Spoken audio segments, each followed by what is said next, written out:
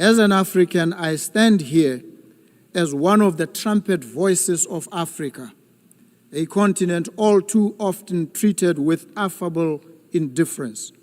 Africa's voice is not heard. This United Nations cannot be truly international. It cannot be truly together and will not be better until our continent, home to 1/5 of the population of the world, is afforded an equal voice at the highest body of this organization. Friends and partners in the Permanent Five, it is time to make good on your promise to a continent.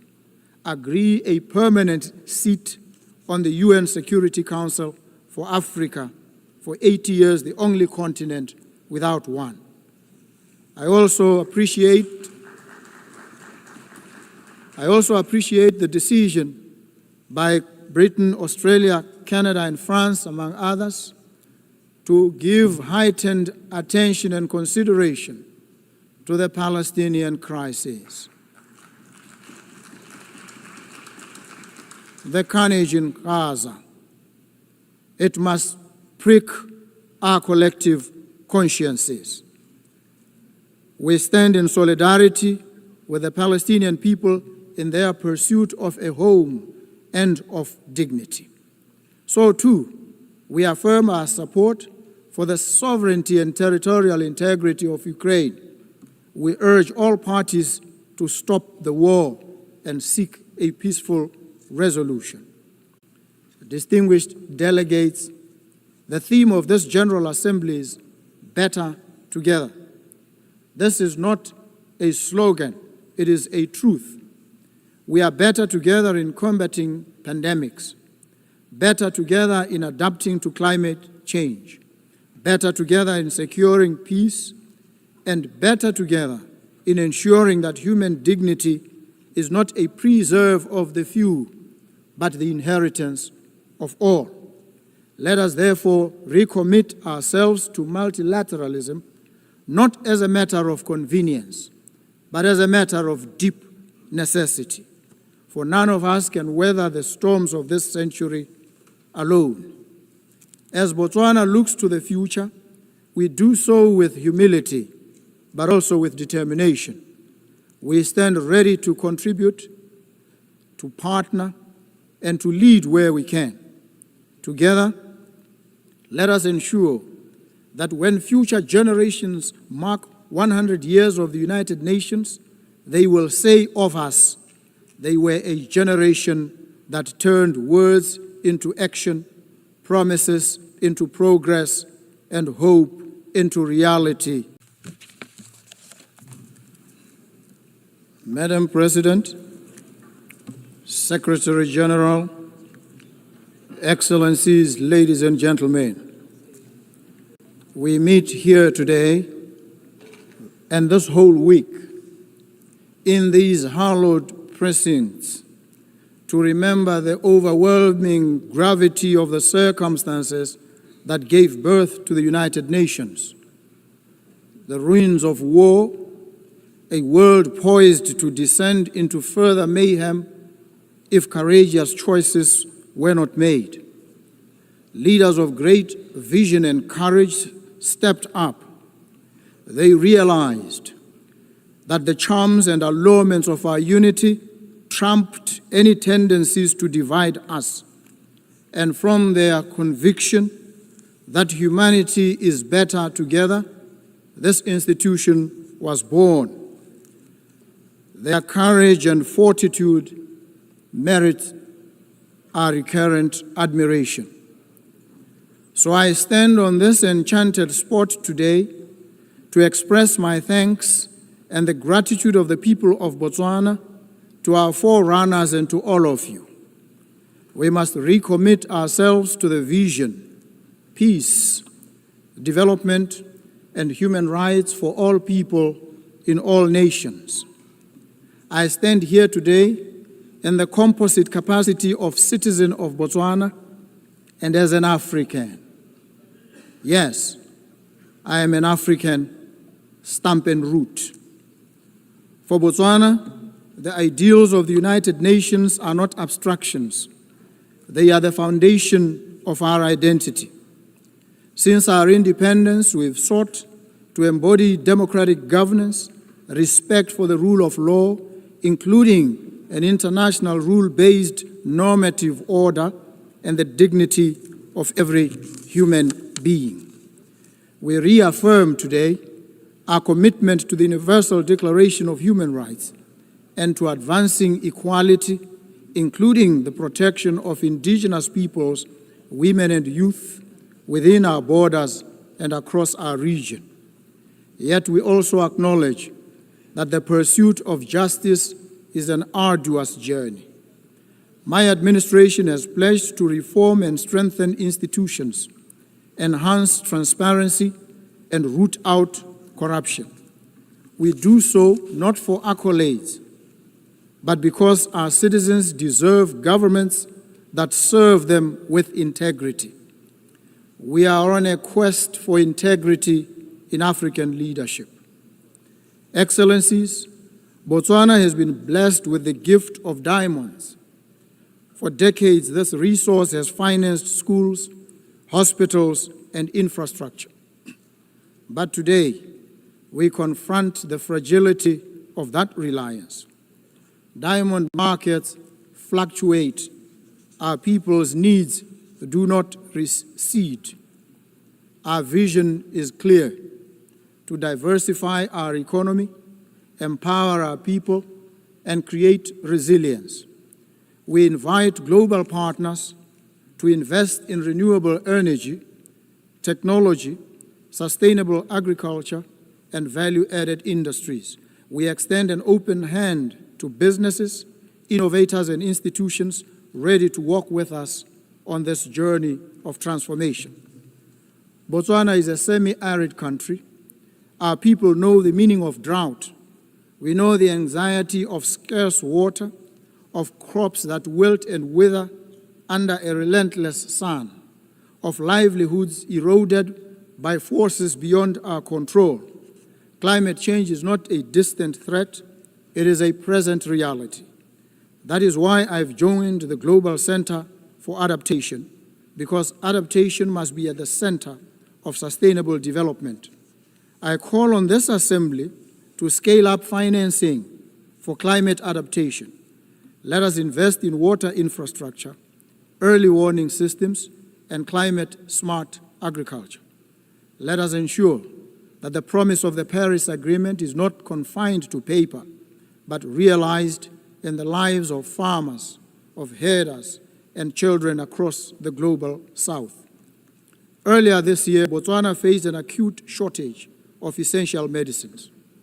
This crisis exposed not only the vulnerabilities of our supply chains, but the wider inequities of the global health system. Access to medicines is a human right, not a privilege. We call upon the United Nations, international financial institutions, and the private sector to work with us to build resilient health systems. Together, let us explore local production, regional supply hubs, and fairer mechanisms to ensure that no nation is left to face health emergencies alone. I thank you so very much. En nombre de la Asamblea. Yes, here we are. Welcome back, my dear lovely family, brothers and sisters here in the continent, and to those who are in the diaspora. That's the voice of the King Lion from the Kalahari Desert in the southern part of our mother continent, Africa, the territory of Botswana, President Duma Boko.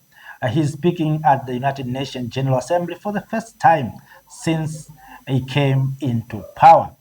You heard a lot from President Boko. Of course, even many African leaders, starting with President Ramaphosa, coming to President Luto, President John Mahama, Embelo, King Mswati, and many others. African leaders have spoken about the reform of United Nations Security Council. If you listen, all African leaders are lamenting why the UN still excluding Africa into decision making. Sometimes I understand these nations that are denying Africa to be represented in the United Nations Security Council. Maybe I'm moving against Africans, many Africans. Many Africans want Africa to be included into UN Security Council. But for me, I think there's no need for Africa to be included into the United Nations Security Council at this time because we are not united. Oh, I was listening, President Ruto talking about 2 permanent seats and a non-permanent, maybe 5 non-permanent, 2 and non-permanent, and 2 permanent seats and 5 non-permanent seats. Let me ask you, if today the world is sitting and saying, Africa, we have 2 permanent seats in the UN Security Council, to whom will be given those 2 permanent seats? Because these powerful nations, I'm talking about, for instance, Mali, Niger, Burkina Faso, these are powerful nations or revolutionary nations. They are not they have been suspended from the African Union. So automatically these countries will not benefit from these 2 permanent seats in the UN Security Council. Okay, maybe you can say South Africa, because the economy of South Africa is big, or Nigeria, or Egypt. But we have only 2. So to whom will be given? South Africa, Egypt, Algeria, or Nigeria? See, right now, if you look, maybe if you decide, maybe region-wise, we have ECOWAS, we have Sahel, the Alliance of Sahel States, we have East Africa Community, we have SADC, we have Maghreb, we have, you see, we have 5 regional bodies, and including continental one, African Union. So we have 2. So there's no need for now Africa to have any permanent seat in the UN Security Council until this continent or their leaders or the leader of this continent see the importance of unity. And now we are begging. Somebody said we are asking, we want equality. There's no equality, brothers and sisters, if you are weak. So for whom? Africa, we are not speaking with one voice. Let me give you examples. Look right now, Congo and Rwanda are not at ease. Just imagine we are giving Rwanda a permanent seat in the UN Security Council. What will happen? Or we are giving Congo. Congo is not in good relationship with Rwanda. Look what is happening in Sudan. Look, for instance, recently you heard the story of Eritrea and Ethiopia. They are not at ease. There's a tension between these countries. Let us go to West Africa. Cote d'Ivoire is the best friend of France, and France can support Cote d'Ivoire to have a permanent seat in the UN Security Council. But Cote d'Ivoire has been used by France to destabilize Mali, Niger, and Burkina Faso. You see? So, to whom will be given a permanent seat with the veto power? It's better for these powerful nations to retain those permanent seats until we Africans, we understand and recognize the importance of unity. And with those countries, please retain your veto power until we Africans, we wake up. You know, we are sleeping. Maybe we are dreaming. And, you know, no one will invite you into the table. You have to turn down, upside down the table. If we can become united, just imagine. You know, I was listening to President Trump speaking at the UN Security Council. Not a UN Security Council, at the General Assembly, UN General Assembly. It's spoken very, very, very powerful that America is one of the powerful nations, and the rest cannot even come near to America. So if we are united, we can, maybe we have one president, can stand up and say, I'm here to represent 1.4 billion people of Africa, with all endowments, with rich in terms of resources. I'm here as a representative of richest continent. People can start hearing. I'm here for a deal. If you want uranium, have uranium.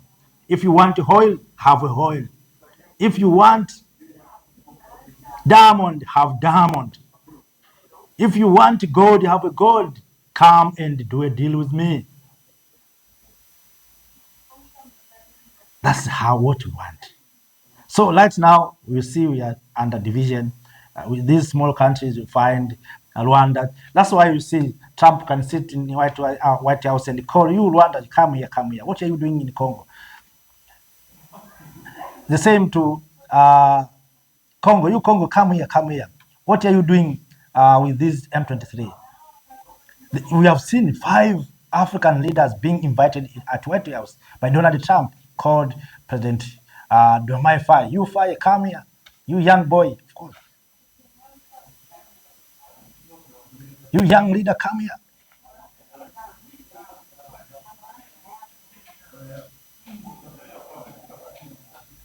And that's why you can see President Trump can sit into White House and call African leaders. You, African leaders, come here.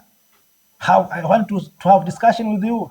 But if we are united, we cannot go as 5 leaders to negotiate deals, to exchange prisoners.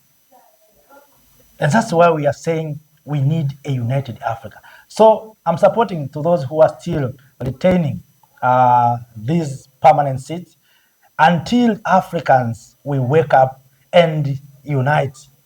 Because this permanent seat will divide this continent, will put us into conflict. And this powerful nation, they know very well that there's France influence in Francophone, they have America influence, for instance, in Kenya, in Democratic Republic of Congo, there's Russia influence. These Saharan countries, the best friend is Russia. So you can see, even South Africa is in the BRICS. And that's why these powerful nations are not ready to release a permanent seat in the UN Security Council. But if we are united, automatically will be included. Right now, we are saying we are begging for permanent seats. What if we will not be given those permanent seats? What will we do? We have nothing to do. If we are united, we can say from now and onward, no resources is going out. From now onward, we are not going to do business with anyone until we are being respected. You see, America is raising tariffs. If you don't agree with what America wants, you face tariffs. That's what's happening. So I think, brothers and sisters, one thing we need to do is to unite. So I'm supporting Africa to wait for permanent seats in the UN Security Council, because we are not united. Until we come together and unite, we will be given. Of course, we don't need to be. If we unite automatically, we are a member of UN Security Council. Now we are contradicting even those 5 members because they don't know whom we can give. Not all of us, 54, can become a permanent member of UN Security Council. It is impossible.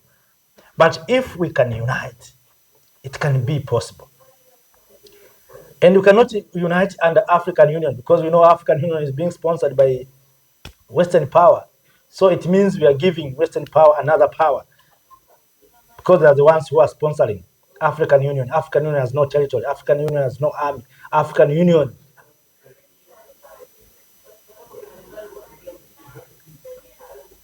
is just hanging. So we need a united Africa, a united Africa. And from there, we can demand permanent seats in the UN Security Council. So, my dear brothers and sisters, after that, I have no more to share with you.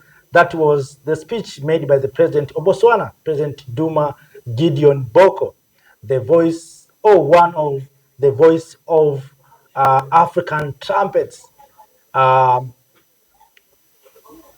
roaming in the streets of New York in shaking the walls of UN General Assembly all. So of that, brothers and sisters, don't forget to like, to subscribe if you're new, and if you have already subscribed, please share this message to other Africans. We are here to share our thoughts, ideas, and to find best solutions for challenges. Of that, I have no more to share at this time. I'm waiting to hear a lot from you through comment sections. Thank you. Have a nice time. Bye-bye. Thank you, Africa, Mama Africa.